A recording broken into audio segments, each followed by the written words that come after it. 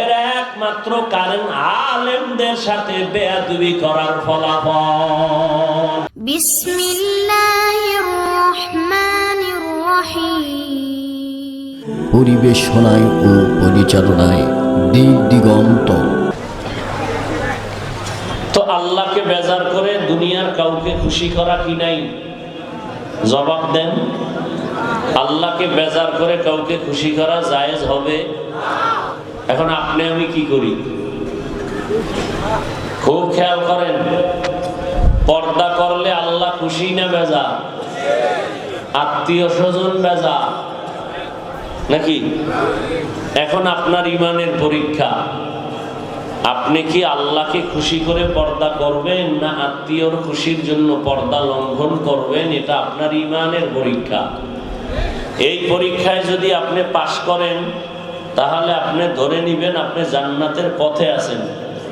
আর এই পরীক্ষায় যদি ফেল করেন তাহলে আপনি যতই মাস্তানিয়ার বাহাদুরি দেখান আপনি ভাবতে হবে জাহান্নামের পথে আছেন। কথা বুঝেন নাই? দুনিয়ার সবাইকে বেজার করা সম্ভব, কিন্তু আল্লাহকে বেজার করা, কথা বলেন না কেন, সম্ভব না। আল্লাহকে বেজার করে কোনো মা বাবার কথা মানা জায়েজ নাই, হারাম। আল্লাহকে অসন্তুষ্ট করে কোনো পীরের কথা মানা যাবে না, হারাম। আল্লাহকে বেজার করে কোনো নেতার কথা মানা যাবে না, হারাম। আল্লাহকে বেজার করে কোনো নেত্রীর কথা মানা যাবে না, হারাম। এক কথায় দুনিয়ার সব বেজার করা সম্ভব, আল্লাহকে বেজার করা সম্ভব না। কিন্তু আমরা পদে পদে আল্লাহকেই বেজার করি আর অন্যদেরকে খুশি করার তেল নিয়ে চলি। কাকে একটু তেল দিয়ে খুশি করা যায়? আল্লাহ হেদায়েত দান করুন।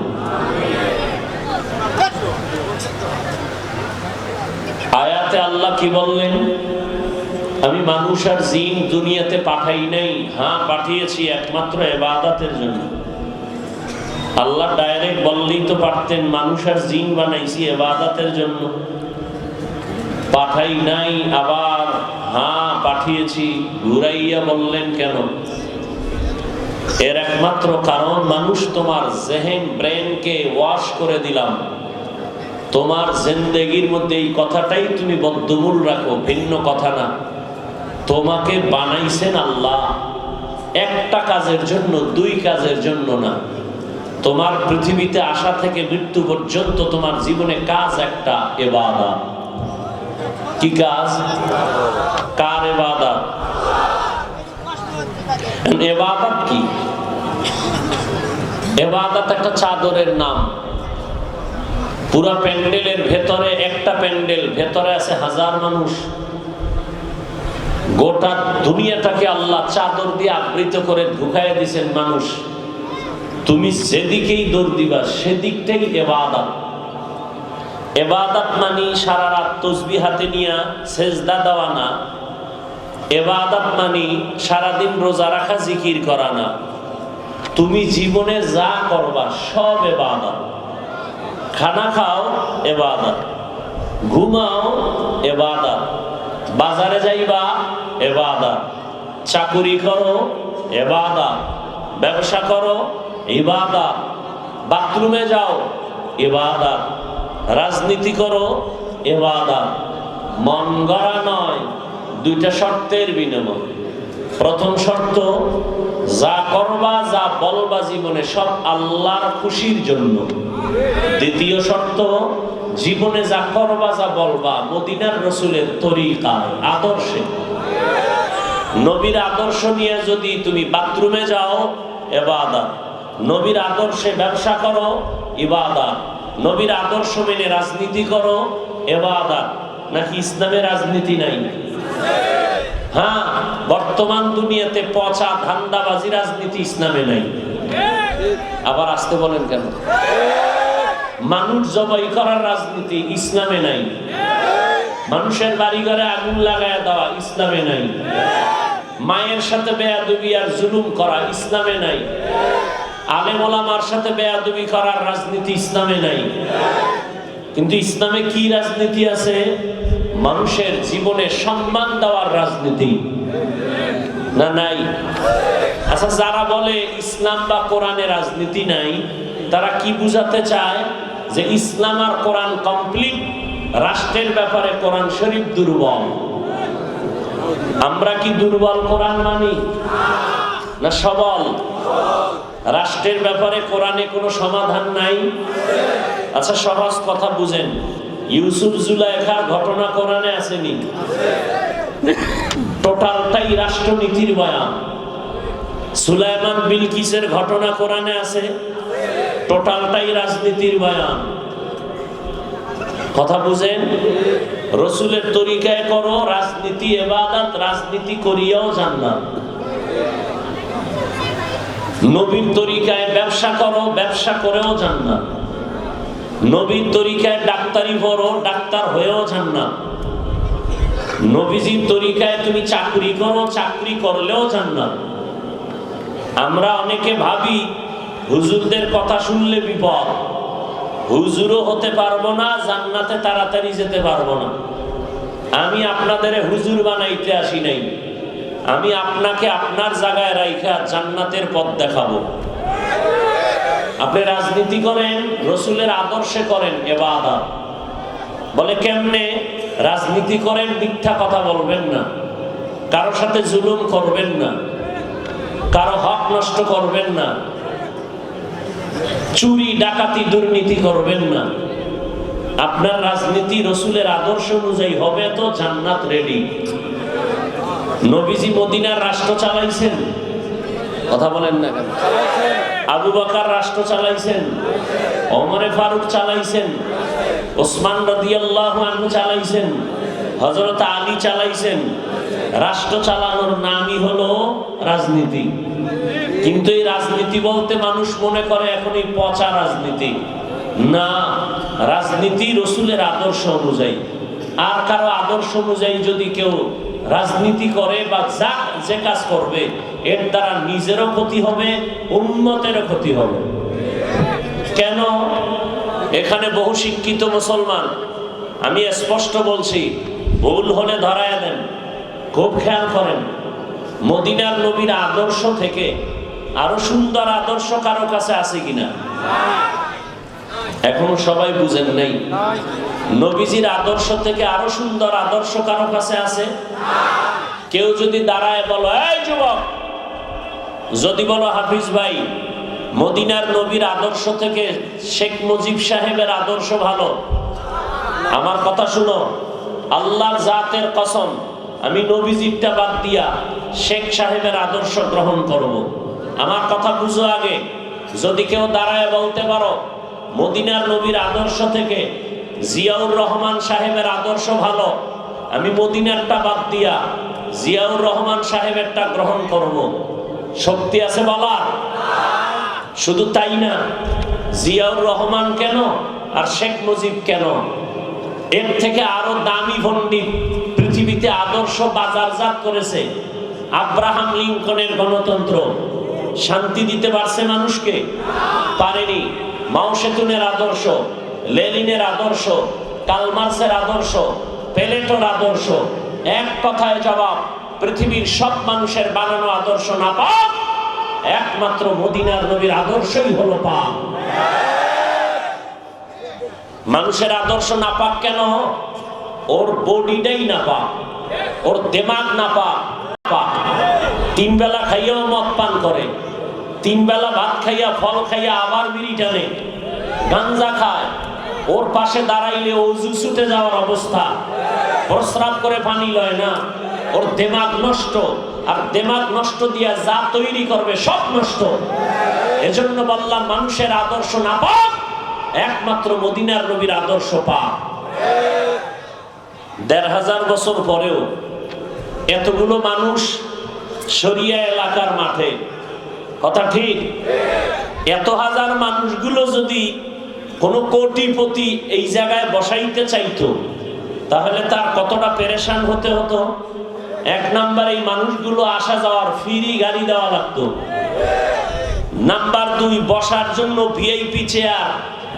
নাম্বার ৩, এখানে আসার পরে ফাঁকে ফাঁকে নাস্তা, নাইলে চেয়ারের বাড়ি। 4 নাম্বার, এই মানুষগুলোকে নিয়ন্ত্রণের জন্য কত শত পুলিশ। আল্লাহ বিবেক কুত্তারে দেয় নাই, মানুষকে দিছে। একটু ভাবো তো, এতগুলো মানুষ এখানে আসছে, কোনো ফ্রি গাড়ি, বসার জন্য ভিআইপি বিছানা, পৃথিবীতে এর থেকে 3rd ক্লাসের বিছানা হতে পারে না। কোনো ক্লাস ভাগ আছে? কে ধনী, কে গরিব, কে আলেম, কে মূর্খ, কে ছোট, কে বড়, সব এক। নাস্তা দিছে কয়বার? বরং টাকা আরো রেখে দিছে মাদ্রাসার জন্য। নিয়ন্ত্রণের জন্য পুলিশ আছে কয় গাড়ি, অথচ কোনো আওয়াজ নাই, সব চুপচাপ। এটা কেমনে সম্ভব? 1500 বছর আগে মদিনাওয়ালার রসুলের আদর্শ মানার কারণেই সম্ভব। এবার বুঝো আমার রসুল কেমন। এখানে হাফিজুর রহমানের কোনো মাস্তানি নেই, কোনো মন্ত্র নাই। আমি নতুন কোনো বয়ান শোনাবো না। আমাদের বড় বড় মুফাসসিরিনে কেরাম, উলামায়ে কেরাম যা লিখে গেছেন এটা মুখস্থ করে আসছি, ওগুলো রিপিট করব। কোরআনের কথাই বলবো, হাদিসের কথাই বলবো। একজনে কয় হুজুর কোরআন হাদিসের বাইরে কিছু বললেন না। আমি কই ভিতরের খবর কি জানো? কোরআন হাদিসের ভিতর দিয়ে যদি বয়ান শুরু করি, সবটি কলিজায় আগুন লেগে যাবে। কোরআন হাদিস কি সুদখোরের পক্ষে, বেপরদাওয়ালার পক্ষে? কোরআন হাদিস কি বেনামাজির পক্ষে, চোর ডাকাতের পক্ষে? তাহলে কোরআন দিয়া বয়ান করলে চোরের বিরুদ্ধে বলতে হবে। কোরআন হাদিস দিয়া বয়ান করলে চোর ডাকাত দুর্নীতিবাজ আর সুদখোরের বিরুদ্ধে বলতে হবে। কোরআন হাদিসের ভেতরের বয়ান করলে বেপরদাওয়ালাদের বিরুদ্ধে বলতে হবে। কোরআন হাদিসের ভেতরের বয়ান করলে বেনামাজির বিরুদ্ধে বলতে হবে। খবর আছে? খবর নেই, কোনো খবর নেই। আল্লাহ হেদায়েত দান করুন। 20 বছর ডাউলের ভানি আর আডার রুটি খাইয়া কোরআন নিয়ে রিসার্চ করলাম, জীবনটা কাটাইলাম। এখন বেনামাজি আমারে বয়ানের পরামর্শ দিবে না? কারণ কি জানেননি? শিয়ালের হাতে মুরগি রাখছে আমানত। আমানত দিয়া কয় 3 দিন পরে নিমু। শিয়াল পণ্ডিত কয় দোয়াও চাই, মাফও চাই, জেন্দা কেন মরাও ভাবা না। শিয়ালের হাতে মুরগি রাখলে যা হয়, সুদখোর বেনামাজির হাতে ধর্মের চাবি দিলে তাই হয়। যারা সুদের সাথে জড়িত, 24 ঘন্টার সেকেন্ডে সেকেন্ডে সেকেন্ডে সেকেন্ডে গর্ভধারিণী মায়ের সাথে জিনার গুনাহ হয়। এবার বুঝেন কত নিকৃষ্ট সন্তান। সুদের খাতায় যাদের নাম, কিয়ামত পর্যন্ত যতবার হজ করবে একটা লাভবাই কবুল হবে না। সুদের খাতায় যাদের নাম আছে, বিশাল বড় মাদ্রাসা করলে সওয়াব পাবে না, মসজিদ বানায় দিলে সওয়াব নাই, জীবনে যতটা মোনাজাত দিবে একটা মোনাজাতও কবুল হবে না, জীবনে যত তেলাওয়াত করবে একটা অক্ষরের সওয়াব পাবে না। আল্লাহ কয়, এই বেঈমান রেডি থাক, আমি আল্লাহ তোর সাথে যুদ্ধ করব। বুঝেন, আল্লাহ যুদ্ধ করবে কথাটা খুব খুশির। হ্যাঁ, তুই 24 ঘন্টা মায়ের সাথে জিনার গুনাহ করবি আর আমি তোরে ছেড়ে দিব? আল্লাহ হেদায়েত দান করুন। আরো আস্তে করে বলেন, ওয়ামা খালাকতুল জিন্না ওয়াল ইনসা ইল্লা লিয়াবুদুন। আল্লাহ বলেন আমি মানুষ আর জিন একমাত্র বানানোর একটাই কারণ, 2 কারণ নাই, ইবাদত। নামাজ পড়ো, নবীর তরিকা বাদ দিয়া, আদর্শ বাদ দিয়া যদি নামাজ পড়ো, ইবাদত হবে না। আর নবীর আদর্শ নিয়ে যদি তুমি বাথরুমে যাও, সেটাও হবে ইবাদত। নবীর আদর্শ মেনে যদি ঘুমাও, ইবাদত। নবীর আদর্শ মেনে যদি তুমি 1 গ্লাস পানি পান করো, ইবাদত। নবীর আদর্শ মেনে কাউকে বন্ধু মনে করো, ইবাদত। নবীর আদর্শ মেনে যদি কাউকে দুশমন মনে করো, ইবাদত। নবীর আদর্শ মেনে যদি তুমি বাজারে যাও, ইবাদত। নবীর আদর্শ মেনে যদি তুমি ব্যবসা করো, ইবাদত। নবীর আদর্শ মেনে যদি বান্দা তুমি চাকরি করো, ইবাদত। নবীর আদর্শ তো পারফেক্ট। অমুমিন, তোমার আঙ্গুলের নখগুলো তুমি কেমনে কাটবা, কেমনে রাখবা, সেখানেও নবীর আদর্শ আসেনি? নাই। জুতা দুইটা কেমনে পরবি, সেখানেও নবীর আদর্শ।